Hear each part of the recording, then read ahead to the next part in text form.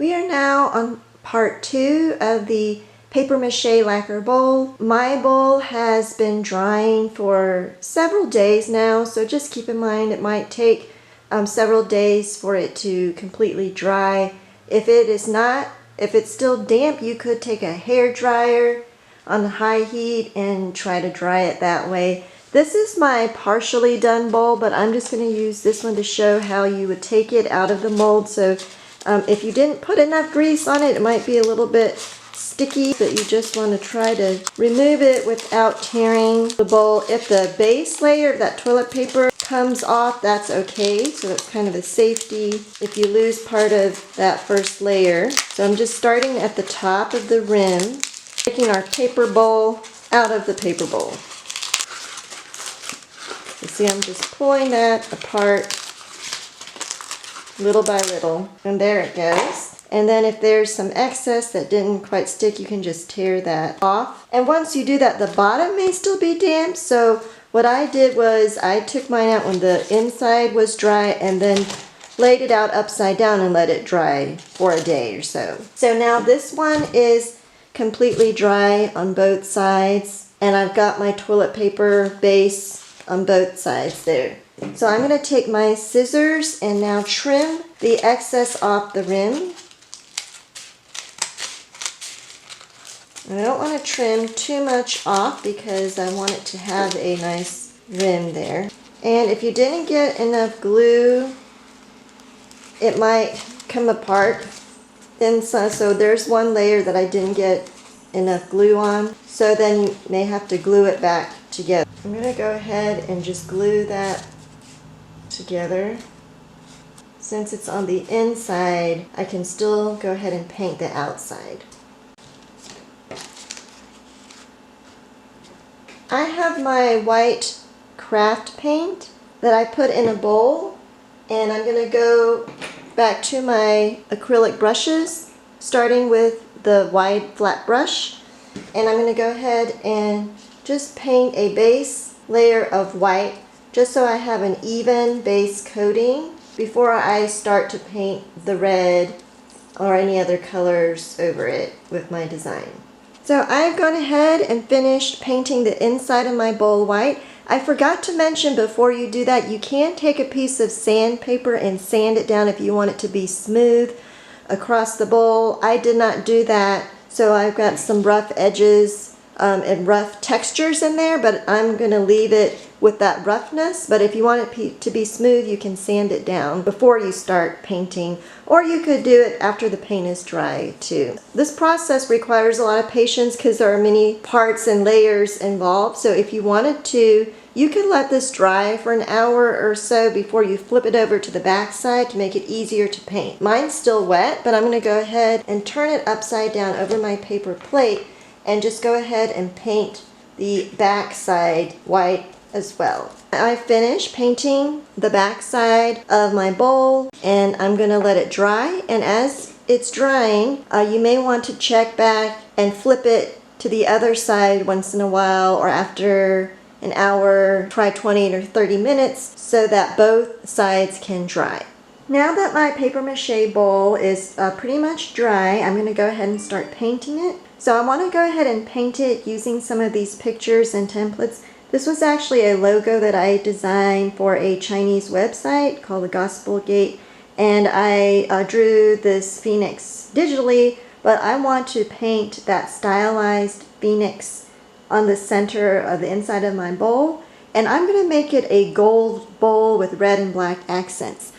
I can also look at some of the pictures from the slide presentation, and I want to have a border kind of like this. So I'm just going to lay that aside for reference. I have my gold craft paint in a bowl, and I'm going to use my wide brush again and just start painting the inside of my bowl gold.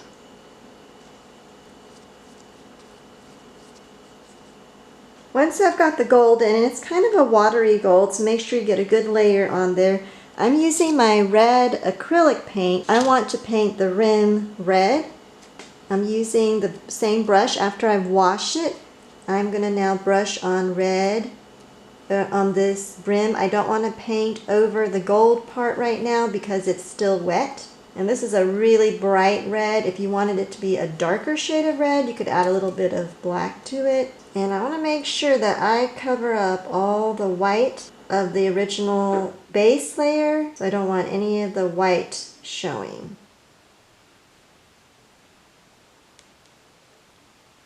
And then we're going to let that dry. Once it's dry, we can paint the inside and then flip it over and paint the other side of the bowl. Now that the inside of my bowl is dry, I've used my black fine tip Sharpie to draw the phoenix inside of the bowl. And that just kind of helps me before I start painting. You don't have to do that, but if you want to outline your drawing first, you can. It makes it a little easier to see with the black Sharpie. Then I have my smallest fine tip acrylic brushes and my cup of water and paper towel nearby. I also have the red paint on my plate, so I'm going to start with the smallest brush and just start outlining in red. And I want to try to cover the black of the Sharpie.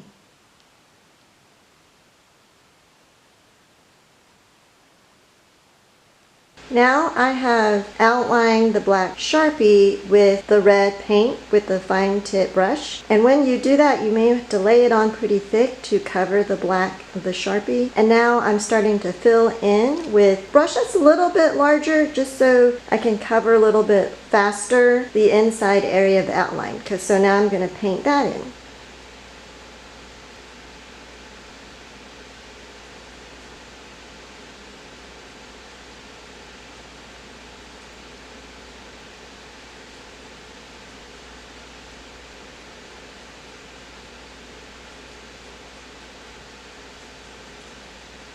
Now I have the bird filled in red, and I think that's all I'm going to put inside the bowl. I could write a character there if I wanted to, but I actually want to add a border on the rim. So I'm going to use one of these pictures for inspiration and start filling in a border. So I'm going to use my black acrylic for that, or you could go back to your black Sharpie. And I'm going to start with just a black circle on the outer part of the rim. I'm about finished with adding the black to the border of the rim, and so I started with the outside circle, then did an inside pattern, and then the inside circle. And in hindsight, probably should have started with the inside circle first. I think it would have been easier to paint. But I'm going to go ahead and finish that inside circle now. So I just have one area left. I'm going to hold up my bowl so that I'm not touching any wet areas.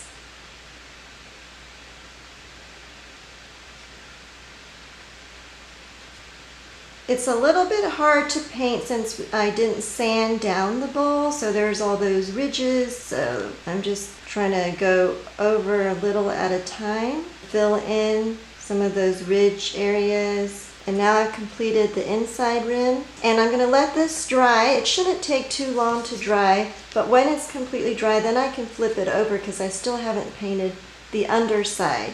So I let that dry and then come back and paint the other side. So when the inside of the bowl is dry, I flipped it over and then I painted the gold on the underside or the back side or the outside, and then I'm going to paint that red rim just like I did on the inside of the bowl. So I'm going to take my widest brush again, make sure that it is clean, and take some of my red acrylic paint and paint the rim red.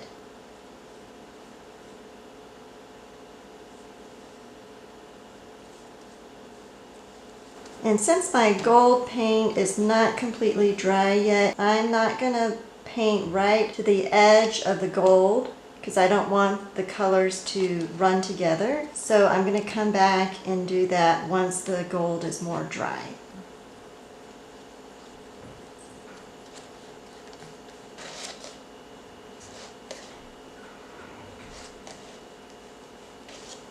And once that's done, you can touch up if needed. If you want to do more patterns on it, you can wait for it to dry and add the black details over it. I'm just going to leave mine as is.